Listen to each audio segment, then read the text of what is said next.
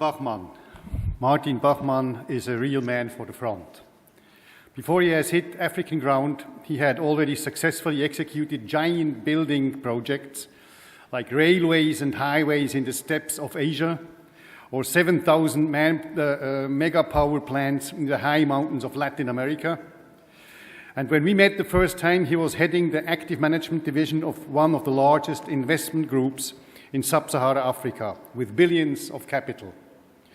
He managed a huge portfolio of private equity investments, which have been highly profitable for all investors and private clients.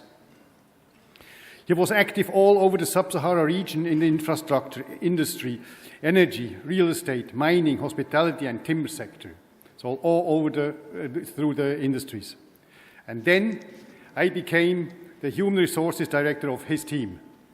Here is Martin, and talks about the active management of the portfolio companies. Thank you, Stefan, for the introduction. Good morning, everyone. I'm very glad to stand here today and share some of my experiences in successful investments and how to actively manage portfolios for investors and make it successfully returns. So let me share with you how a typical investment process works. A successful investment is always based on key people, and these key people, the way how we see it, are run in three pillars. You have an investment management team. The investment management team is basically responsible for the whole investment, from sourcing, creation, deal structuring, closing a deal, running a deal, and exiting a deal. The business development, which you can see on top, is more front-heavy involved. The business development people, they go on the front, they fill the sales pipeline, they find deals, they have the client relationship, they find suppliers, they know the markets, they know the politics, they know the economical environment. They fill the sales pipeline. And you can see their contribution is mainly at the beginning of a project life cycle. And the deal is coming in, you have a number of deals in the pipeline. In the course of the due diligence, you do tax analysis, you do capital investment analysis, how to structure a deal, how to involve suppliers. So you go through different due diligence phases. In these gates, you basically concentrating more and more on those deals which make really sense. And at the end of the day, you close a deal and then you run it. You have an investment horizon. Let's say you have a defined investment horizon of probably 5 years or 10 years. And in the course of this investment period, you need to make sure you get your return on investment and you exit it finally. And that's where the active portfolio management is coming in. Now, what does active portfolio management means? It's basically a team of experts supporting the investment management in making sure that the investment itself is running properly as proposed.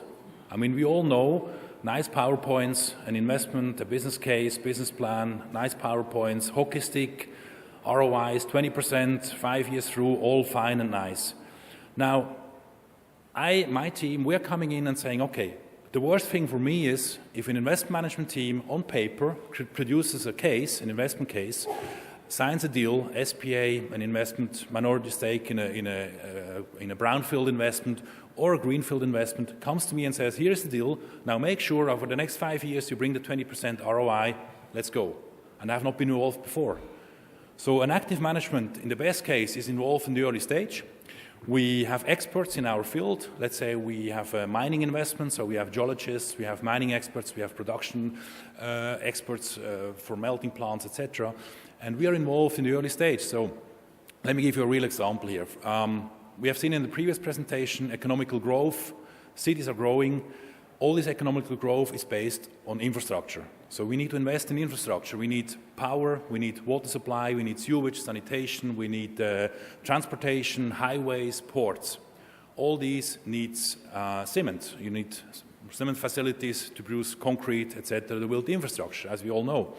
Now, in this concrete example, an investor decided, I will invest in Africa in a cement plant, because I can see huge return, the sales will go up, we are selling millions of tons of cement, and the business case was perfect, 1 million tons production a year, ROI, XY, 20% plus, etc. We all know that. Now, we came in and said, okay, let's have a closer look.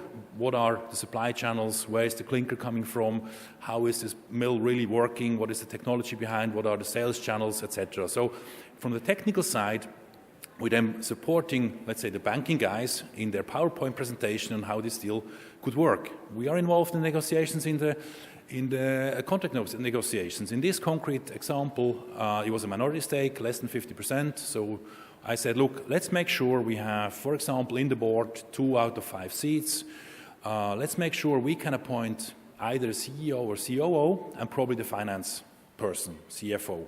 In this regard, we have a certain control on the performance of this plant. And what happens if the plant doesn't produce the 1 million tons, for example? Or what happens if the market collapses? Can we have a certain mechanism into the contract that we can exit it with a pull option, for example, put option, whatever? And so then we support the whole deal in the beginning. In our pool of experts, we have plant managers. Let's say somebody from Lafarge-Holcim in the previous years has running big plants. We get these people in. We have finance specialists. We have local specialists knowing the local markets. We go into the details of the process itself. And then we close the deal, and then we can run it throughout the life cycle of this investment until the exit successfully.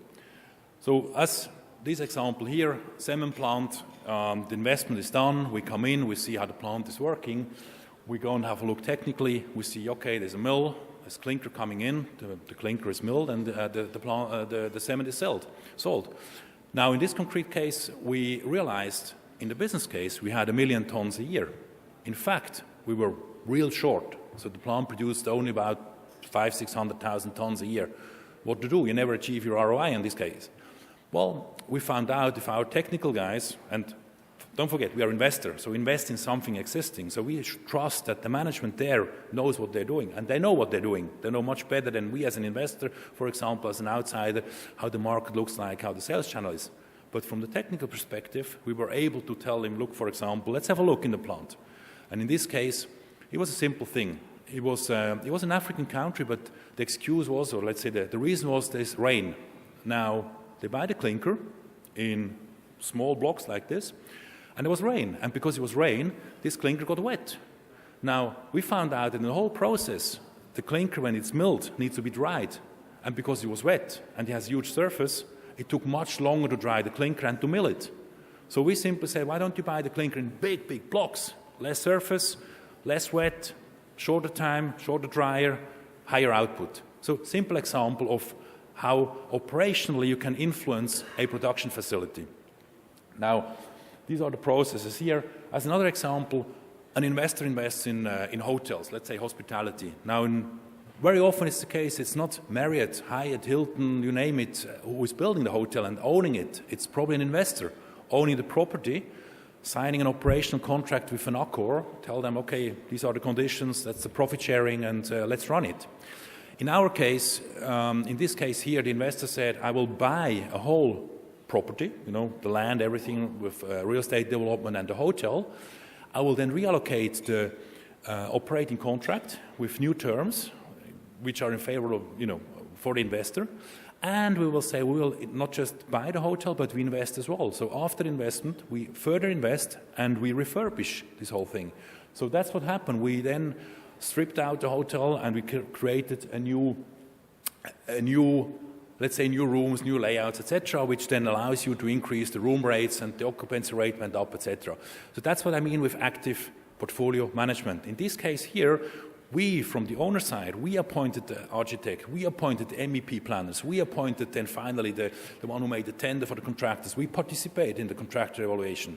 And finally, we were able, together with the contractor, to get the best price out of it and a committed contractor with a system which legally was soundproof in order to implement this in the best possible way, lowest cost, short timeline, and with the quality that we required as the investor, because we own the property.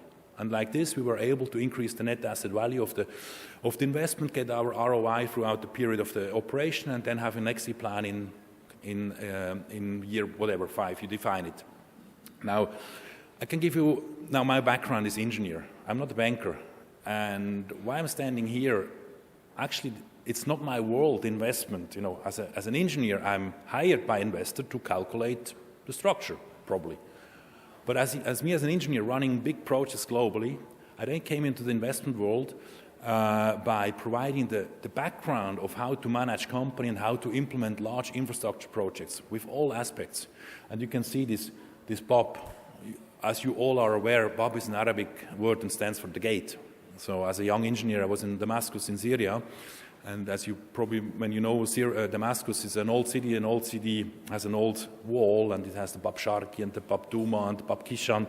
And this inspired me to take the Bab Sharqi for the logo for the Bab Global, and saying, is this the gateway for investors into infrastructure? And I think closing all this, my experience is the most successful investments are those which are built by teams, multi-skilled teams, financial side, from the HR side, hiring the right people in all the levels with the right background skills, legal side and operational side. That's basically the key for success. Thank you very much.